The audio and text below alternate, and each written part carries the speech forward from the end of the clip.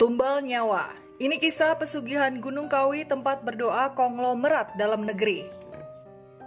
Kehidupan tak terlepas dari cerita mistis, karena kita hidup berdampingan satu sama lain.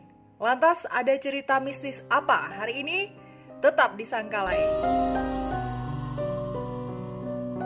Pesugihan Gunung Kawi disebutkan bukan hanya isapan jempol belaka. Banyak yang percaya tentang hal ini hingga banyak saksi yang membuka. Dari yang terlilit hutang hingga yang berkeinginan menjadi kaya raya.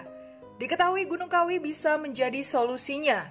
Lalu, apakah pesugihan Gunung Kawi itu nyata atau hanya sekedar mitos belaka?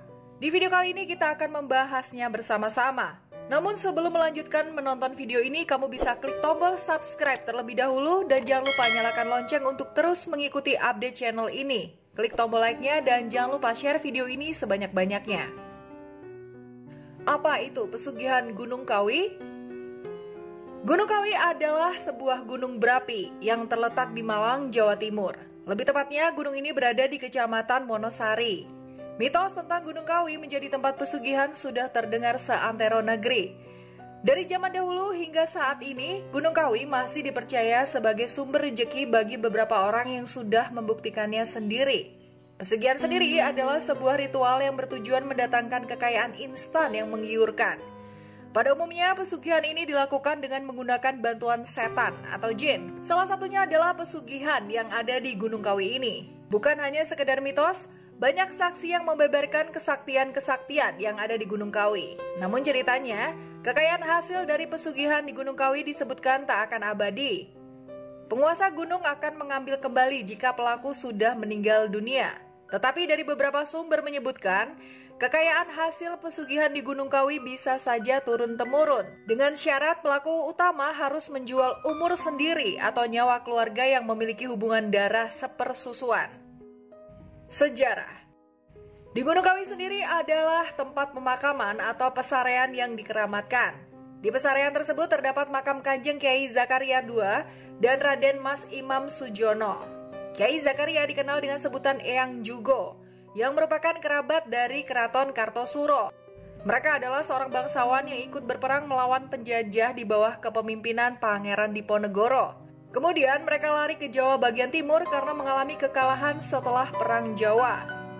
Konon, kedua tokoh ini sering membantu masyarakat Islam sampai-sampai kematiannya selalu diingat oleh rakyatnya. Gunung Kawi ini sering dijadikan tempat untuk berziarah, terutama di tanggal-tanggal tertentu, yaitu 1 Muharram atau 1 Suro. Nilai sejarah yang ada di tempat inilah yang menjadikan kawasan ini sebagai wisata religi dan tempat berziarah. Sehingga kawasan Gunung Kawi ramai dipadati peziarah dari berbagai etnis, mulai dari etnis Madura, etnis Jawa hingga Tionghoa. Namun disebut-sebut banyak peziarah yang tak hanya sekedar berziarah saja, tetapi mempunyai tujuan lain, yaitu mencari pesugihan. Banyak yang bertanya-tanya kenapa Gunung Kawi sering disebut sebagai tempat pesugihan? Ini awal mulanya. Legenda pesugihan Gunung Kawi. Awal mulanya makam dari Eyang Jugo ini tak dikenal sedikit pun sebagai tempat pesugihan atau tempat permintaan pengasihan. Diceritakan Eyang Jugo saat hidup sempat melakukan perjalanan ke daratan Cina. Di sana ia bertemu sesosok wanita hamil yang kehilangan suaminya, hingga akhirnya Eyang Jugo membantu perekonomian wanita tersebut. Sehingga wanita tersebut merasa berhutang budi kepada Eyang Jugo. Saat akan kembali ke Pulau Jawa, Eyang Jugo berpesan agar suatu hari nanti jika anaknya sudah besar disuruh berkunjung ke Gunung Kawi di Pulau Jawa.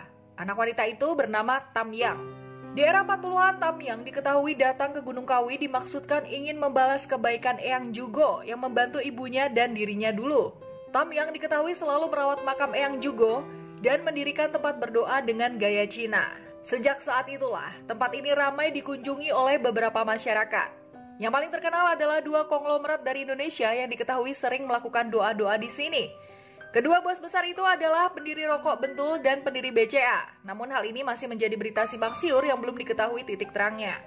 Lalu apa sajakah ritual yang harus dilakukan saat melakukan pesugihan di Gunung Kawi tersebut? Ritual pesugihan Gunung Kawi. Konon katanya jika seseorang ingin melakukan pesugihan di Gunung Kawi harus melakukan pesugihan ini agar permintaannya tercapai. Alih-alih menginginkan kekayaan instan, tentu saja ada syarat khusus yang harus dilakukan pelaku pesugihan ini. Dikabarkan jika seseorang ingin melakukan ritual pesugihan di tempat ini, maka disarankan untuk memilih hari-hari yang baik. Pelaku harus melakukan pesugihan di hari Jumat Legi, tanggal 1 atau 2 Surolah yang biasanya menjadi langganan para pendatang karena memperingati wafatnya Eyang Jugo dan Eyang Sujo. Di hari inilah dipercaya sebagai keluarnya kodam atau jin yang akan membantu pesugihan di Gunung Kawi. Sebelum melakukan tapa brata atau bertapa dengan kusyuk, peziarah diwajibkan melakukan mandi suci yang akan dipimpin oleh juru kunci. Saat melakukan ritual ini, pelaku harus melakukan kontrak mati atau perjanjian seumur hidup dengan penguasa gaib Gunung Kawi. Yang mengerikan dari pesugihan ini adalah tumbal yang harus diserahkan, bukan main-main. Tumbal yang harus diserahkan oleh pelaku pesugihan untuk persembahan adalah tumbal nyawa yang harus ada setiap tahunnya. Setelah melakukan mandi suci, pelaku harus bertapa dengan bersila di bawah pohon Dewan Daru yang beralaskan selembar daun pisang. Dia tidak boleh makan dan minum selama 3 hari. Selain itu, mereka juga harus melakukan semua kegiatannya di atas selembar daun pisang tersebut. Tapa brata ini dinyatakan berhenti jika selembar daun Dewan Daru gugur dengan sendirinya dan mengenai tubuh pelaku pesugihan. Jika sudah seperti itu, artinya sang penguasa gaib pohon tersebut menyetujui untuk memberikan kekayaannya kepada pelaku pesugihan. Setelah melakukan segala ritual, ekonomi pelaku pesugihan disinyalir akan meningkat pesat dalam kurun waktu 1 tahun. Saat itulah, ia harus menyerahkan tumbal nyawa yang masih berhubungan darah dengannya. Ia harus rela orang tersayangnya menjadi budak di kerajaan gaib Gunung Kawi. Seseorang yang menjadi tumbal pesugihan akan meninggal dengan tiba-tiba dan tak terduga. Terlepas dari sebuah kebenaran atau tidaknya tentang pesugihan Gunung Kawi, kembali lagi kepada kepercayaan masing-masing pihak. Tidak ada yang memaksa untuk mempercayai, tidak ada juga yang menyangkalnya. Semua itu bisa saja terjadi jika kita mengikuti nafsu hati hanya memikirkan akibatnya nanti. Apakah kamu percaya dengan cerita yang satu ini? Sebaiknya kamu tuliskan opinimu di kolom komentar dengan rinci. Sampai sini dulu perjumpaan kita kali ini, sampai bertemu di video berikutnya.